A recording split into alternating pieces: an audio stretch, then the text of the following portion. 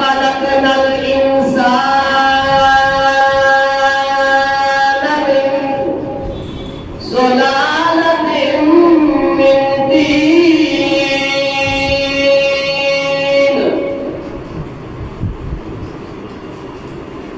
لقد خلقنا الإنسان لام بتحقیق قد بتحقیق اور ماضی کے اوپر جب قد آ جائے تو مانا قسم کا آ جاتا ہے. لغت کے اندر گویا اللہ فرماتے ہیں مجھے اپنے جلال کی قسم ہے، مجھے اپنے جبروت کی قسم ہے، قہار ہونے کی قسم ہے کہ لقد خلقنا الانسان، ہم نے انسان کو پیدا کیا، ہم نے پیدا کیا انسان کو. اللہ کیسے پیدا کیا؟ فرمایا من سلالۃ من طین، کھنکھناتی مٹی سے پیدا کیا. وہ مٹی جب مٹی اور پانی مل جائے دونوں کو، پانی کو اور مٹی کو دودھ پہ رکھا جائے، جب تپش آ جاتی ہے پانی سوکھ جاتا ہے اور مٹی بچ جاتی ہے، پھر اسے بجاؤ وہ بجنے لگ جاتی ہے. فرمایا انسان کو ہم نے اتنی ہلکی مٹی سے پیدا کیا کہ بجنے لگ گئی. انسان کا مادہ مٹی اتنا ہلکا ہے جو کو کھنکھلاؤ تو کھنکھلانے لگ جاتا ہے. اور پہلا انسان مٹی سے پیدا کیا گیا اور دوسرا انسان پیدا کیا گیا.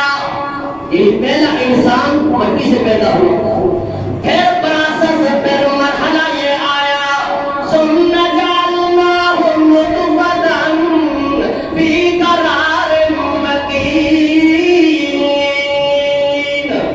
پھر ہم نے دوسرا انسان بنایا، وہ نطفے سے بنایا گیا، گندے قطرے سے بنایا گیا.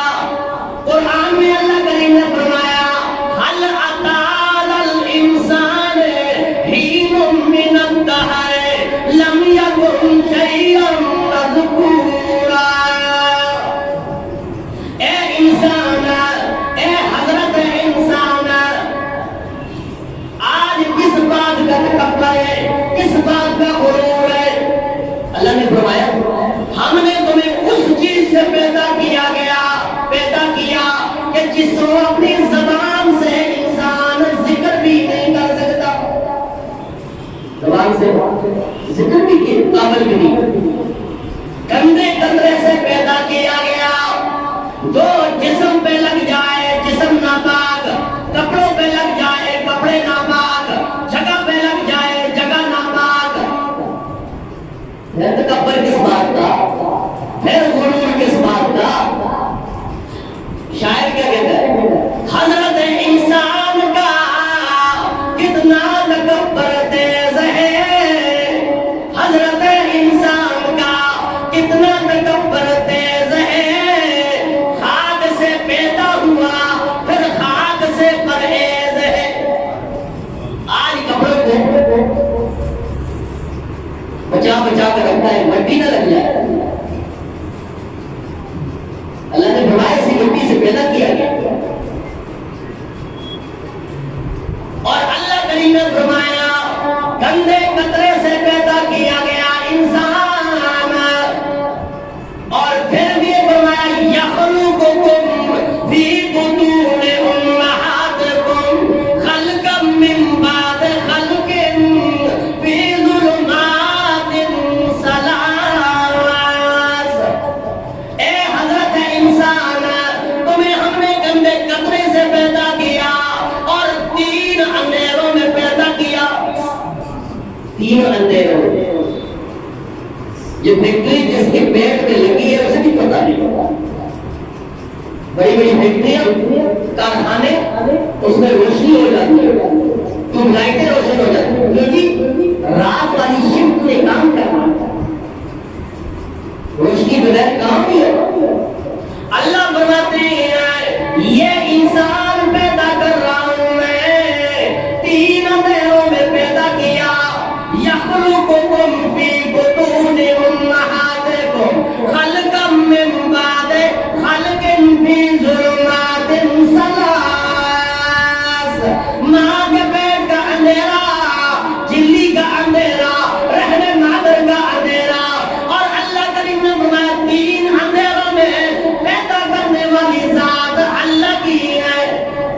کی ہے؟ جن کا یقین ہے وہ بولے تین اندھیروں میں پیدا کرنے والی ذات کون سی ہے؟ اللہ۔ فرمایا تین اندھیروں میں جب پیدا کرنے والی ذات اللہ کی، تو اندھیروں میں سننے اور دیکھنے کی طاقت بھی رکھنے والی ذات اللہ کی۔ فرمایا دوسرا انسان پیدا کیا گیا، ثم جعلناہ نطفۃ فی قرار مکین۔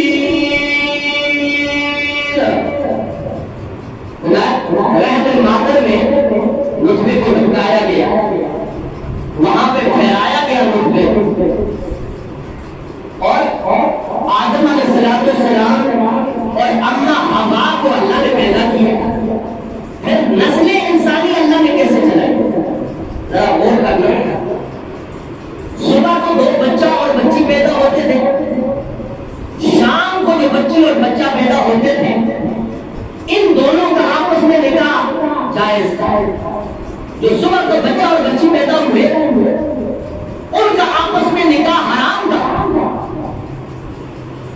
جو شام کو بچی اور بچہ پیدا ہوئے ہیں، ان صبح والے بچے اور بچی کا نکاح اس کے ساتھ جائے۔ گویا ایک ہی وطن سے پیدا ہونے والے بچہ اور بچی کا آپس میں نکاح حرام تھا اس شریعت کے اندر۔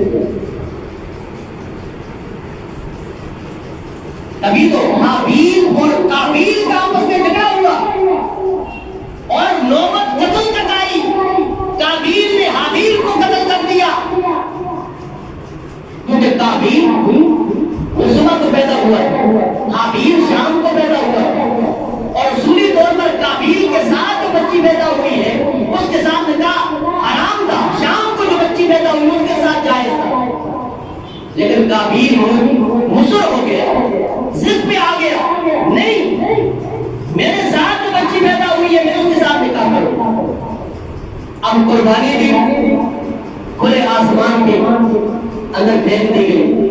آسمان سے آگ کا گولا آتا تھا، جس کی قربانی جلا کے راکھ کر دیتا تھا۔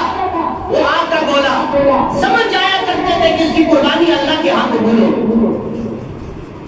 حابیل کی قربانی قبول ہوگی کیونکہ وہ صحیح تھا، قابیل کی قربانی قبول نہیں ہوگی۔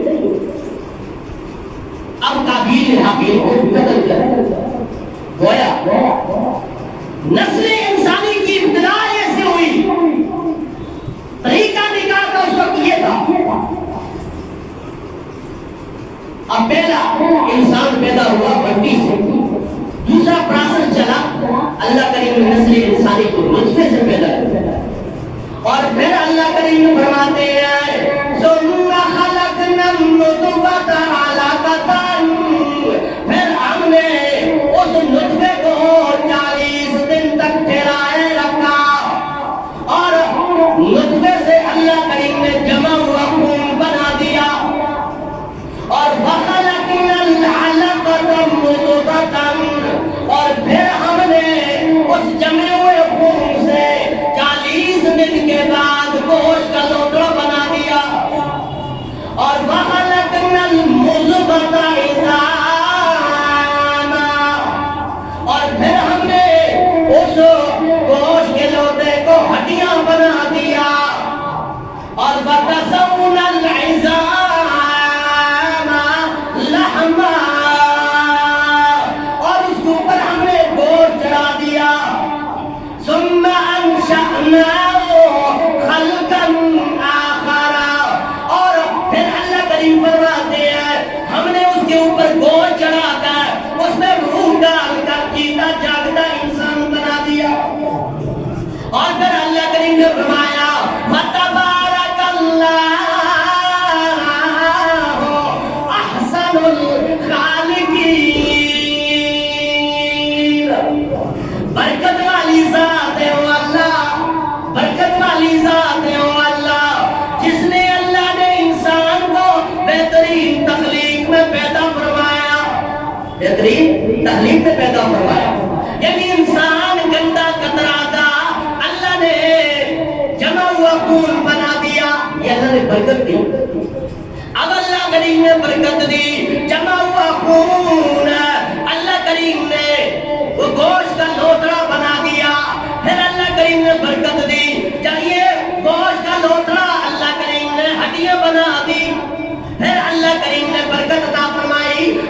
ہڈیوں کے اوپر گوشت چڑھا دیا اور روح ڈال کر اللہ کریم نے جیتا جاگتا انسان بنا دیا. گویا برکت دینے والی ذات کون سی ہو؟ اس ذات کو ہم بھول جاتے ہیں اور یہ سمجھتے ہیں کہ برکت دینے والی